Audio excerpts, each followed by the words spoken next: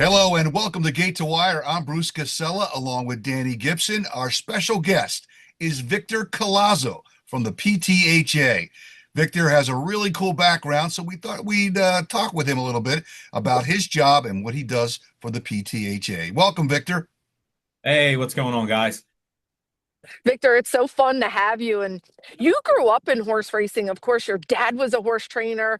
What made you fall in love with this amazing industry? And just tell us a little bit how you got into horse racing yourself. Yeah, definitely. So I actually grew up in the tack rooms over here at Park. So long story, people don't know too much about my mom current day, but my mom was a pony girl over at Monmouth Park, but she grew up on the racetrack as well. Her stepfather was a trainer in Maryland, Marvin Kuhn, and then she made her way. She became a pony girl at Monmouth. Met my dad at the time. My dad was a an assistant trainer for Tony Tropia. He did very well there, and then he went out on his own in the early '90s, and they both made their way to Parks, and they were kind of a tag team there. They went their separate ways in the mid '90s. My mom took her small string of stable. She had three or four horses and did pretty well. And then my dad, he had a stable, did very well in Delaware. But I traveled around with both of them. I lived in the tack rooms, was at the racetrack every weekend, not, outside of my sports and things that I've done, but I grew up with the, in the industry, and it's awesome. And, I wouldn't change it for the world. Yeah, What you kind of certainly job do you did. have with the PTHa, Victor? Yeah, so I worked with my dad back in high school. I learned how to groom. I learned the industry. I learned how to read and do math, using the racing form. Wanted to become a trainer and follow my dad's footsteps. I did well in school also. So he said, he made me go to college, where I went to Temple and eventually got my CPA license. But he said, you can always come back to this, which I think in 2014, I bought my first horse. The horse's name was PA Thunder. So he won. And, from there, we multiplied and had several horses over the last decade. But how I ended up at the PTHA, being a CPA, Jeff Maddie, he's the executive director, just being a young person in the industry. And he also owned horses. When he got into the position, that we needed a CPA to oversee the finance and accounting function here.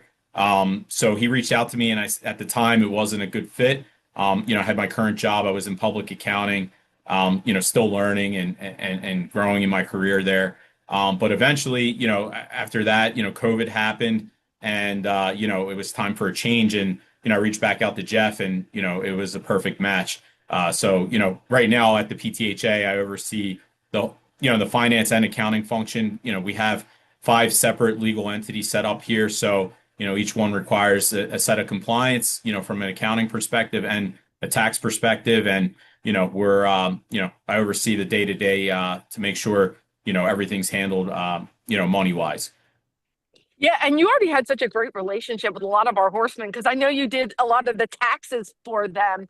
But what racing economics are often misunderstood, right? So, what do you want fans and our horsemen to understand how purse money, benefits, and finances, kind of work together?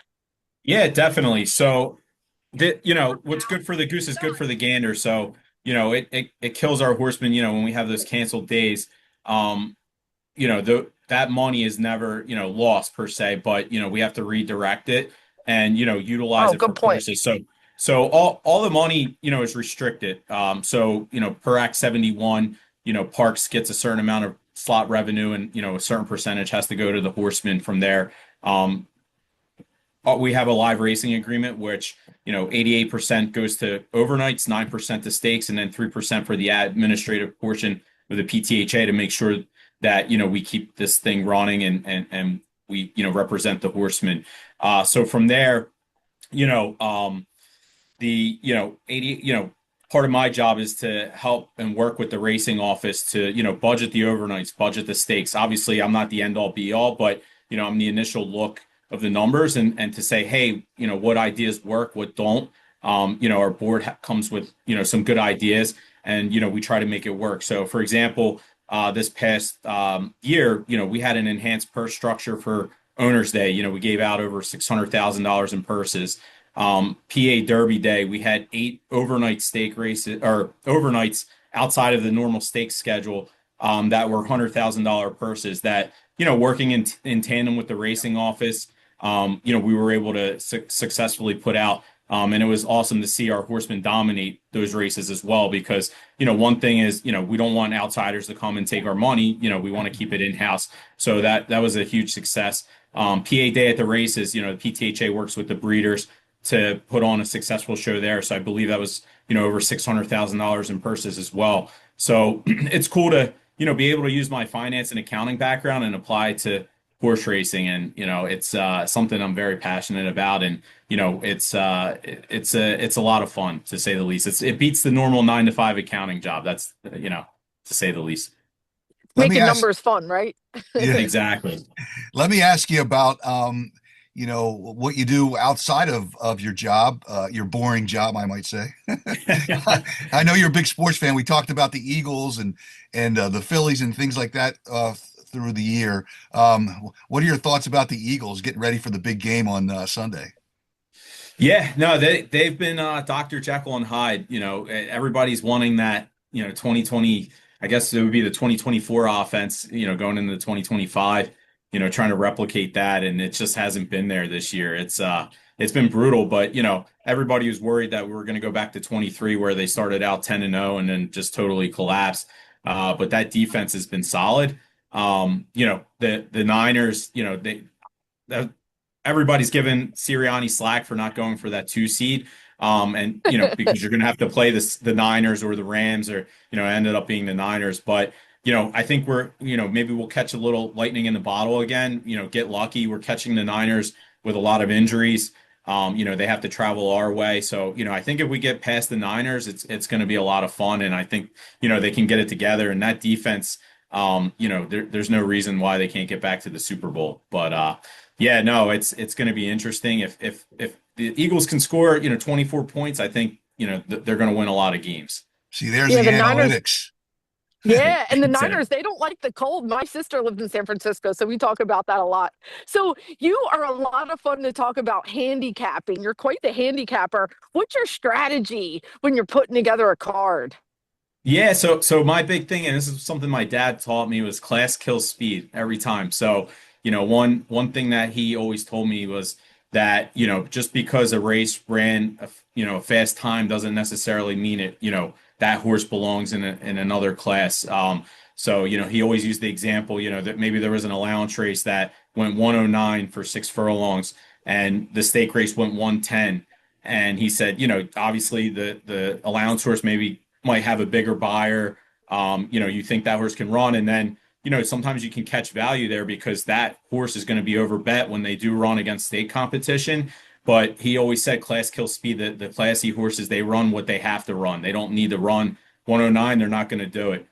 So that's my number one angle. I think, even when you're looking in the cheaper races, horses that drop from maiden special weight into maiden claiming, like, it's just a whole different ball game. And, it's, I compare it to when I was in high school, you play basketball. If you play basketball for the high school team and then you go play for CYO, it's a big difference. You might average, 4 or 5 points a game, for your high school team because you're playing with the best. And then you go play in CYO, with the kids that can't make the high school team, and, you can drop 30 anytime. So, I kind of use those analogies with horse racing. I'm a big, I like to find faults in the numbers, like in buyers, because to me, sometimes they're subjective as well. Not that they're, no number's perfect, and there's always intangibles that go along with it. But that's, usually the handicapping angle that I go with. Wow, that's great. Go ahead, Dani.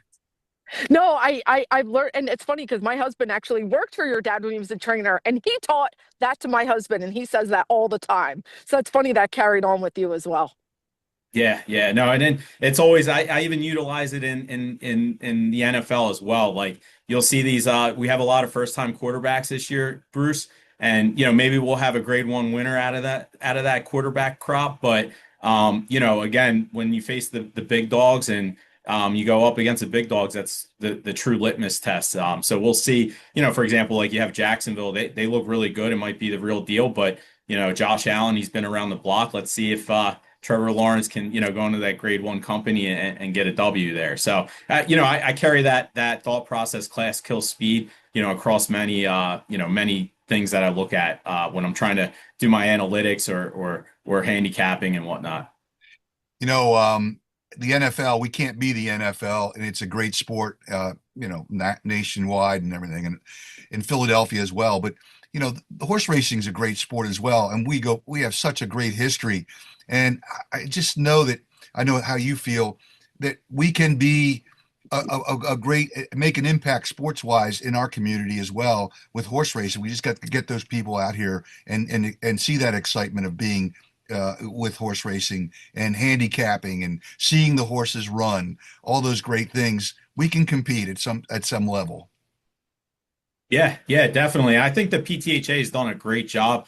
Obviously you two with Let's Go Racing, and you spearhead the PR and are kind of the face of the marketing for the PTHA. I think every time we have a packed house on Saturdays racing, which is great, and I know why we don't run every Saturday, because we have to compete with Churchill Downs and Saratoga and whatnot, and our handle is not always the same. But those 8 to 10 days that like Black Friday, Christmas, outside of the summertime, and obviously we saw PA Derby, it was packed, and I think the PTHA does a great job marketing those days to bring in the people. There's a lot of initiatives, and I know we have a new board, and I think our job as PTHA employees is to educate the board on the best way to market and bring in the people to create new fans. It's very important. Monday through Wednesday is our bread and butter, because that's where our handle is highest, but again, we need that happy medium, and Parks has been willing to work with us, which is great. I know Jeff and the team have a great relationship with Parks Racing Management, and they during COVID, there were no Saturdays, and now we got 8 back, and Yeah. we can see where we can maybe add a couple more Saturdays to bring people back out, and Breeders' Cup Day we have live racing. It's great. So I know COVID might have been a setback a little bit on those weekend racing days, but I think we're gaining it back, and it's good to see packed houses, and even outside of Parks too. It's good to see people taking an interest, whether it be at Keeneland and Saratoga and whatnot. So it just there's signs that there's life to our game, and I'm 35 now. I want this sport to be here when I'm 65, and I'm trying to be do the best I can for my position. Obviously there's only so much we can all do, but hopefully we can put on a good show and keep bringing in people. Oh, that's so beautifully said. And I had a lot of fun talking to you about, the Kentucky Derby and the Triple Crown this year. And I know you're a huge Sovereignty fan. You think that's one of the best racehorses you've seen of your time? Yeah, definitely. I hope the longevity's there. We'll see how he come, knock on wood, he comes back good and, at that same level. It's just when you see a trainer like Bill Mott, how masterful he is in developing a horse, because, I know there's a lot of pressure from owners to put that they put on trainers to break the maiden first time out. And, we want to see a fast buyer right off the get-go. And, just to see how that horse developed, he ran fourth and then third and then second and then finally won, and he turned the corner. And I was actually at the Florida Derby when he ran second, and I kept saying, he was in the 10 post, and I said, I could see Bill Mott, not going all out for this race because it's all about the setup. And, he ran second that day. He ran awesome, but, Tappan Street, beat him to the punch, and he had that wide trip. And the Kentucky Derby, Junior Alvarado, I mean, you couldn't ask for a better ride. He used journalism as a target, and he loved the muddy track that day. And yeah, long story short, he's one of the best, I think, of at least this decade that I've seen. Just how good, especially at a mile and a quarter, because there's differences. Not saying that a mile and an eighth, I think he could get beat by some of the better horses, or if there's a speed horse, like if maybe he caught Fierceness at a mile and an eighth, Fierceness might be able to get the jump on him and beat him. But at a mile and a quarter, that extra eighth of a mile, it's you don't usually see horses finish the last quarter faster than the first quarter. And he did that in the Kentucky Derby, did that in the Belmont. So it's super impressive. So hopefully it comes back good and sound. Yeah, he's sensational. Yeah, What well, about good news. Cruz? Good news. Yeah, Danny and I both vote for horse of the year, and he's my horse of the year. How about you, Danny? yeah, he voted. I voted for him as for horse of the year as well. But I got to ask Victor one more question. Here comes the horses down the stretch. But you and Courtney have a beautiful son, Cruz. Do you see him being a fan? Is he having fun? I know he's still a little guy, but coming to the racetrack and Yeah, so we brought him on Father's Day, so it was a little Father's Day present to myself, his first day at the track, and we were able to get in the win picture with the jockey who won the race. It was Angel Castillo. He picked him up. He's all muddy, and my oh son yeah, I was like, remember. yeah, my son was like, "What's going on?" But then he smiled for the picture, but he loves the horses, so I don't know what it is. Like as soon as he was like 3 or 4 months old, and I'm watching TVG, and he was just drawn to the races, and then. I remember watching a preview for the Preakness on TVG, and he was in this little bouncer thing that he could like spin around, and he's standing up, and he's watching the races, and he's cheering, and he's like waving his hand like he's whipping, Oh, and he's rooting for the horses, and then he's like bouncing in this bouncer, and as soon as the race was over, he stopped like as if he knew the race was over, and at that point he was like about 6 months old. And now he watches, when I need some kind of distraction on, I'll put horse racing on and he watches it. And then he looks for my reaction to see, what I'm rooting for. And then if he should be rooting for it. So it's pretty cool to see. So, I don't want him, as the years go along, I'm going to have to teach him that though, there's a difference between being a fan and a gambler. So hopefully we keep him more so on the fan side and be a responsible gambler, obviously. But no, it's cool to see. And I think it's in his blood. And it's funny because my wife, her dad, my father-in-law, and my brother-in-law love horse racing too. So, I couldn't ask for better in-laws. My father-in-law used to actually work with Dick Girardi, I believe, at the racing form. So when I first met him, it was Travers Day, and I went over to their house and I had the racing form with me, and my father-in-law thought it was a setup. He he's like, well, he's like, you guys are messing with me, right? And I had to explain to him, no, I'm my dad's a trainer. I own horses with him. It's Travers Day. What do you like? And he was like, no way. So I think I got the okay for Courtney right away. So oh, but I yeah, no, love that. so Cruz can't escape it. And my wife, I feel bad for her sometimes because sometimes horse racing overtakes everything, or if we travel, I want to see the racetrack. So, but she loves coming to the races as well. Not as much as all of us. She's not here on the day to day. She's not paying attention to the 10 claimers, but the big races, she follows. So it's really cool to be involved. Everybody's involved in it in the family. Well, Victor, thanks for joining us on Gate to Wire. We're going to let you go, and Danny's got to get over to the races there as race one just went off. Thanks so much for joining us, and it's a great talking with you and about your background and your history and what you do for the PTHa. Yeah, no problem. Thank you for having me, and enjoy your day. You too. Oh Bye-bye. yeah, it's been a lot of Bye. fun, Victor. You're great for the PTHA. Bye.